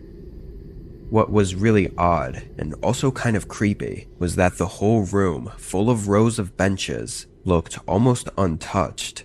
There wasn't any debris anywhere, or even graffiti like you'd expect from an old place like this. I stepped in, and Colton followed behind me. I slowly walked down the aisle, just looking around at everything. Each step we took echoed throughout the vaulted ceilings, but when we got closer to the end, there was a sudden thud. It rang through the whole church. Both of us jumped and quickly got our phone flashlights out. We couldn't tell where it came from though. The sound kind of took over the whole building and echoed all around. We stood still and moved our lights around, looking for anything that had caused the sound, but we really saw nothing. Colton thought he saw another room closer to the entrance, and maybe something had fallen over in there. Regardless, we kept exploring. I walked to the end of the hall where the podium was. I stood up there and looked back down at the way we came. It was so dark by the entrance, even my light couldn't reach that far. After a minute, Colton said he wanted to check out the other room, so we both headed over there. On the side wall was a door. I opened it and shined my light in. From just a quick look, I couldn't tell what the room was. We walked in and looked around. There were chairs stacked up against the wall and a bunch of boxes everywhere, like storage or something. While we were in there, we heard a subtle sound. We both stopped moving. It was a light thump, and then another. It sounded like someone walking down the aisle we just came from. Both of us froze up. The sound was coming from the podium area, walking down toward the entrance. We could only see out the thin crack in the doorway of the room we were in, but we stared at the darkness out there and waited as the sound got closer. Then, for a split second, someone crossed through the dark and out the front entrance door. The footsteps then stopped, and we held our breath as we waited, before we heard the door creak closed. We looked at each other in fear. Neither of us knew whether to try running away, or hide, or what to do. We ended up just waiting in fear for several minutes, until we thought whoever it was had left the area. Then we sprinted out of the room and out the entrance. We didn't stop running until we got down the deserted road and onto the street. We don't know who was in there, but they came from the end of the church that I had just been at. There was no doorways over there, so they had to be hiding or something, somewhere right next to me. That is, if it even was a person. At this point, years later, I can't even say anything is for sure.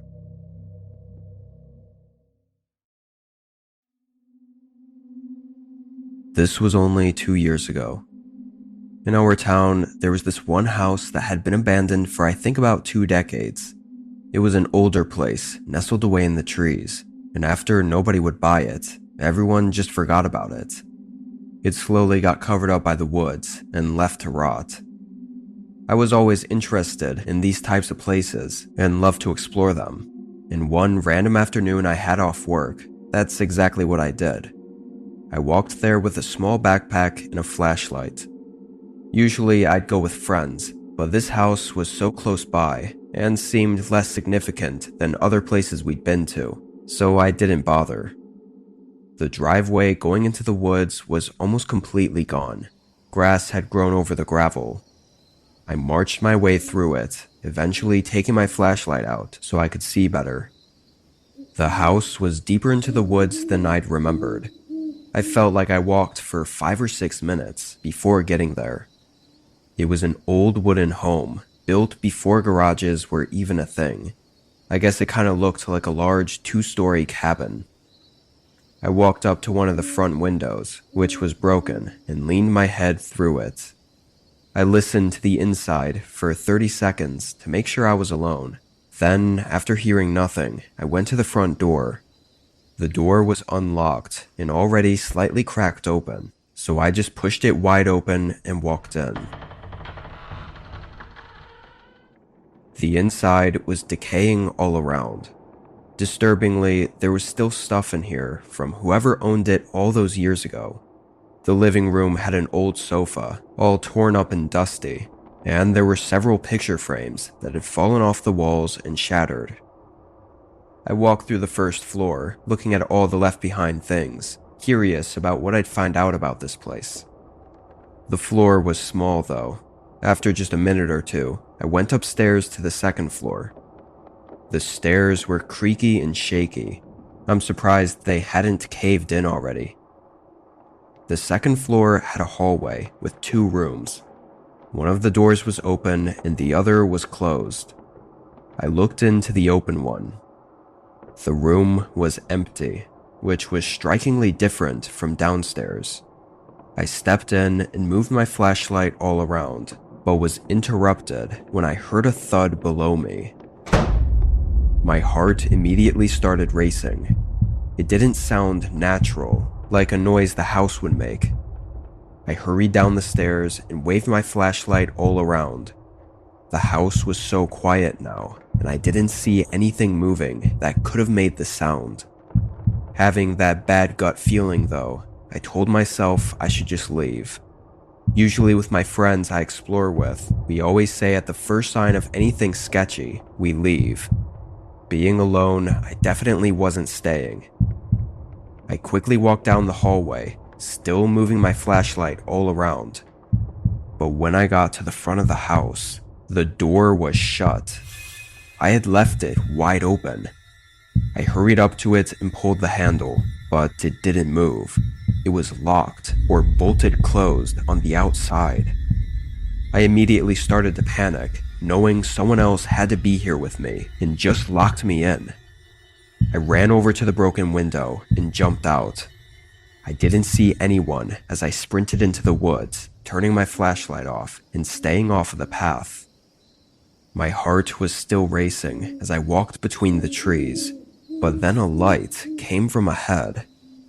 I was confused and moved behind a tree. It was a red and blue light flickering at the end of the driveway. There were 2 cop cars cutting through the thick grass and driving toward the abandoned house. They passed by me, rushing to the front of the home as I remained hidden. Something in me knew that they weren't there for me. I watched for a minute, then ran out of the woods and back home. I don't know who else was there, or why the police were rushing toward the house. I tried to find out more information on it in the coming weeks, but never found anything released to the public. Whatever was going on in there, or whoever was in there, must have been pretty bad. I'm lucky to be here right now.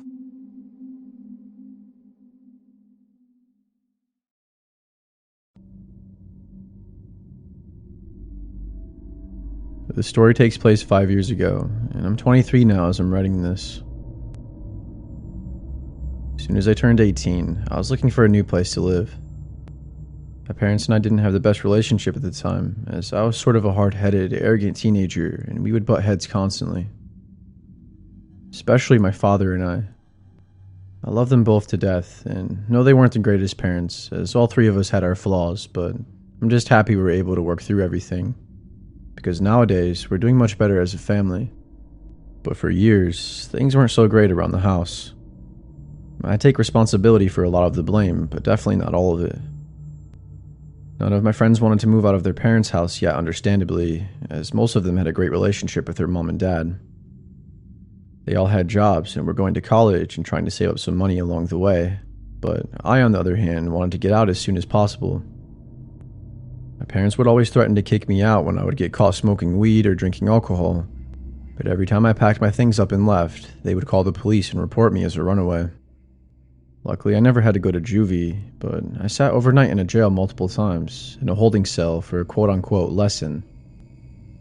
I never really learned my lesson, though, and unfortunately, I had to learn the hardest way imaginable. I wasn't cocky, just arrogant and hot-headed. So since I didn't know anyone who wanted to be roommates with me, I took a leap of faith. I looked on Craigslist in hopes I could find a cheap place for rent. Stumbled upon a decent but small-looking house that said it was renting for $550. Now that almost seemed too good to be true. I knew there had to be a catch, but I was interested in all the details, so I reached out. When I called them, the lady didn't answer, so I left a voicemail. A short while after, I received a text with the time to come and check out the house and talk to her in person about everything. She wanted me to come that night, so I did. When I arrived, she went over everything with me, and it all seemed to be good so far. I was actually pretty excited about having a place all to myself. She didn't have me sign any sort of papers or anything, though. All she asked was for a small deposit fee, which I managed to scrape up. She said I could move in the next day as long as I had the deposit money. I showed up the next morning to the house, and I met with her so I could pay her. After that, she gave me the keys, and I unpacked my truck and took off. I had some other things I had to do that day, Plus I had to go back to my parents to load the truck up with a few more things. When I got back to the new rental, it was around 8:30 p.m. As I was rolling up the driveway, I noticed the lady's car was still there. I was really skeptical about that and slightly uncomfortable. When I walked in, she was sitting in the living room on my couch watching TV. What the hell are you doing here, lady? Not trying to be rude, but what the heck is going on? I asked. Oh, I'll be staying here for a while until I can get my own place, she said. I looked at her like she was crazy, and I was absolutely puzzled. Nowhere in our agreement did she mention that we would be roommates. I asked her how long she planned on staying, and she said only a few days. I was very uncomfortable with this, but I was just so tired and overwhelmed that I accepted it and I just went to my room. I fell asleep shortly after laying down, and that was my worst mistake. I was creeped out by this woman, who was pretty much a stranger, staying in my new house, but I didn't know what choice I really had. She was at least 65 years old though, so I knew if she tried anything crazy, I would be able to defend myself no problem. Plus I locked my bedroom door so she couldn't try anything on me while I was sleeping, just in case, you know. About 30 minutes after falling asleep, I woke up to some music playing out in the living room. I got out of bed and I asked her if she could tone it down and that I was trying to sleep, but all I got from her was a blank stare. She turned the music down a tad but didn't say anything. I managed to fall back asleep, but what I awoke to was the most creepy and terrifying thing that has ever happened to me to this day.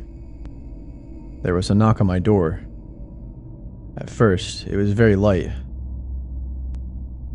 Hello, what do you want? I'm trying to sleep, lady.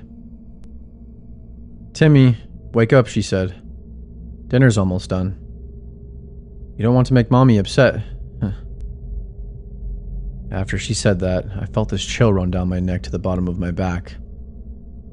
My name isn't Timmy, so I knew something was wrong with this lady. As a matter of fact, my name is nothing even close to that. I was so stunned that I didn't even say anything. I was hoping she would just walk away and leave me alone. Less than a minute later, she started banging on the door with both fists closed relentlessly, all while screaming at the same time. Let me in now, I swear to God. If you don't, it will be the last of you, boy. I was scared she was going to get the door unlocked somehow, so I scooted the dresser across the room and I moved it in front of the door. I then grabbed my phone and opened the bedroom window and jumped out and ran straight to my truck and drove off. I never even looked back once. I didn't know at the time, but a few weeks later I found out that her son went missing and they ended up finding his dead body. Eileen was the lady's name, by the way, and she was pinned for the murder of her son. There was loads of evidence that she poisoned him. They found him buried in the rental of that backyard. Her son's name was Timmy.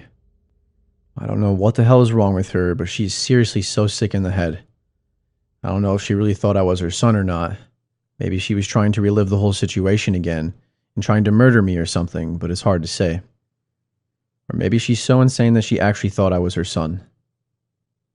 It feels like a fever dream talking about this even now. This woman was batshit insane, and I'm 100% convinced that if I ate the food she made for me that night, that I would be 6 feet under, just like Timmy.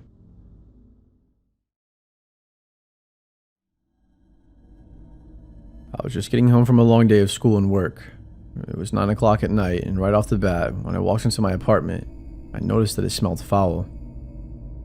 I immediately walked over to Ryan's room, who was a good friend and roommate of mine at the time, to see if he knew what the smell was. I knocked on his door and he didn't answer. That was weird, because he was always home and he always answered the door when I knocked. So I lightly tapped on the door again and said, "Hey bro, you in there? You awake?" But again, there was no answer. I really felt like barging through, I can't lie to you, but I held back the urge as I wouldn't want the same thing done to me. A couple hours passed and the smell grew more intense. I blew Ryan's phone up, hoping for a response, but he never replied with a single text. I must have called 5 or 6 times, and every single time it went straight to voicemail. This was extremely uncommon for him to do. Before I get into this story any further, I'd just like to add that this really isn't for the faint of heart, and I'm putting a trigger warning for this. So you can't say you weren't warned beforehand. A few more hours passed by and the smell grew even more intense. It was absolutely wretched, and it started to seem like he was coming from Ryan's room. At this point, I didn't care if he was in there or not, and I didn't care what he was doing. I was determined to get to the bottom of the damn smell. "Ryan, if you're in there, I'm coming in there," I said. Right after I said that, I turned the door handle. I tried to open the door, but of course it was locked. I grabbed a bobby pin from the guest bathroom and I picked through the lock. After messing with it for some time, I opened the door and I was met with one of the nastiest smells you could imagine. I'm talking 20 times as bad as the original odor. It smelled so bad that the odor was practically leaving a stench trail straight to the closet. Horrified, I walked over to it and I opened it up, and what I was met with was next level insanity. I couldn't believe what my eyes were seeing. There was a garbage bag with an animal leg sticking out of it, and maggots everywhere. It had to have been sitting there for weeks. I about threw up on the spot. I didn't know what kind of animal it was at the time, but it seemed to be a dog. I don't care if I seem like a pussy for this either, because that's just not right. So I called the police immediately and I snitched on my friend, or whatever you want to call it. I explained the whole thing to the dispatcher and the cops showed up within 10 minutes. They went into the closet and they found that it indeed was a dog. It was a beaten to death pit bull with its head nearly completely decapitated. I couldn't watch them haul the dog out without bursting into a panic. I'm a huge animal lover, so it really tore me up to see that poor pup like that. We waited for Ryan to hopefully show up for at least an hour, but he never showed. So the police took off and they told me to give them a call if he showed up. I said screw that though. I wasn't staying in that apartment for another second. What's crazy is, I've never talked to him ever since after that. I blocked him on everything and took all my shit out of the apartment the very next day, and I broke my month-to-month lease. I have no idea where Ryan is or where he ended up. Talk went on around town that he wound up missing, but I could give a shit less to be honest. That scumbag deserves what's coming to him 100%. I'm glad I barged into Ryan's room when I did though, because what if I didn't? What if I would have found out what he had done while he was there? Would he have tried to kill me too? They put a warrant out for his arrest, I believe.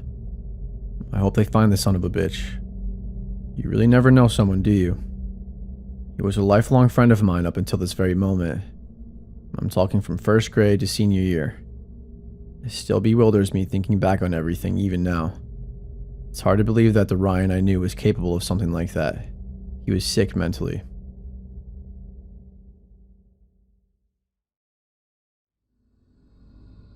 I had just graduated high school in the summer of 2018.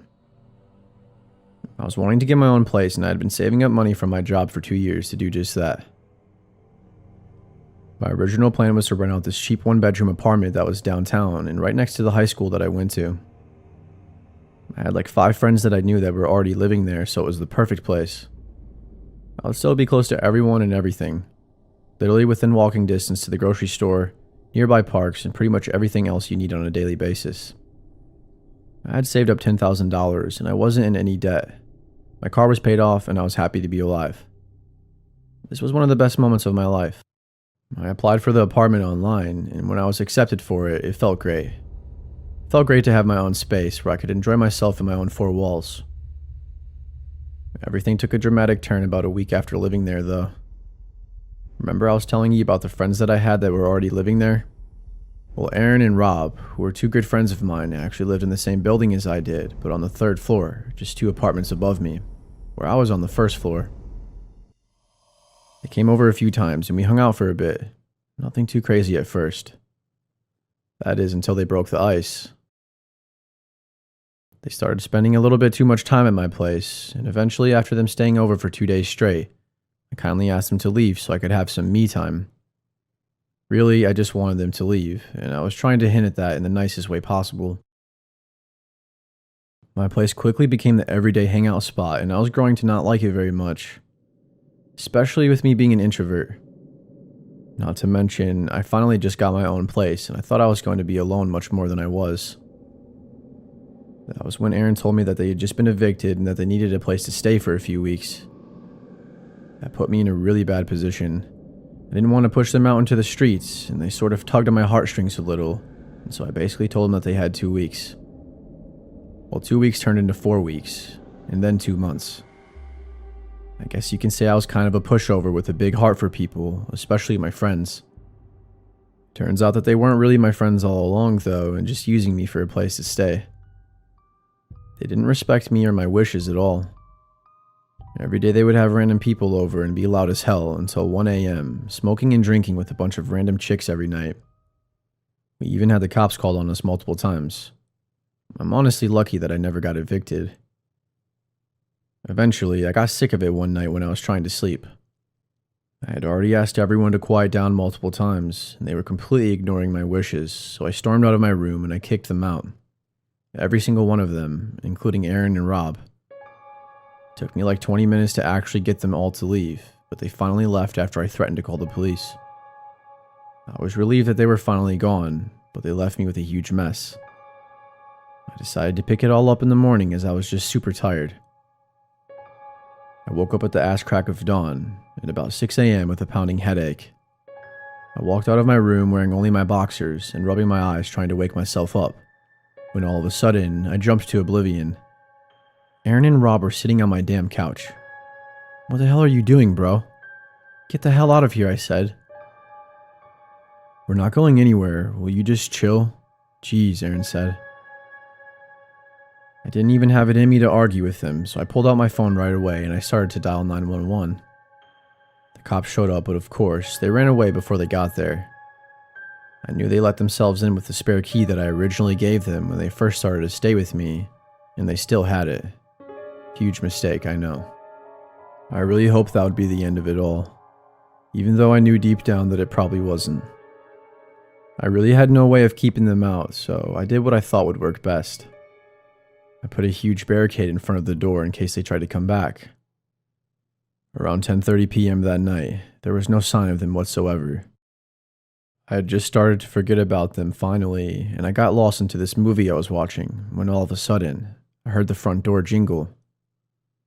Oh my effing god, I thought to myself. Not again. When are you two knuckleheads going to leave me alone? At this point, I was worried for my safety, so I called the police again and I ignored Aaron and Rob at my door. "Hey bro, let me in. We're sorry man, please. It's really freaking cold outside. We won't mess it up this time. Just let us stay this one last night and we'll be out of your hair for good." There was something so off about them apologizing. It felt so fake and I got this really bad feeling inside of me. I knew better than to believe that shit though, so I sat and waited for the police. Thankfully, they showed up quickly and actually arrested them both. What's disturbing is what they got caught with in their possession. The drugs were sort of normal for them, but they had been caught with roofie drugs, not just weed. Also handcuffs, an illegal firearm, multiple knives, and a bondage rope, and a few other potential torture devices. I literally dodged a bullet that night by not letting them in. I got a restraining order put out on them, and my apartment changed the locks for me. I really hope they weren't planning on doing anything to me that night. But man, I don't know. The odds don't seem in my favor. At this point, they seem like potential future serial killers. There's something not right about that. I'm more of the nerdy type that likes to focus on school and sports, but sometimes I would indulge in the drinking with these guys. But ever since that night, I swore I'd never touch alcohol ever again. It's left a bad taste in my mouth ever since.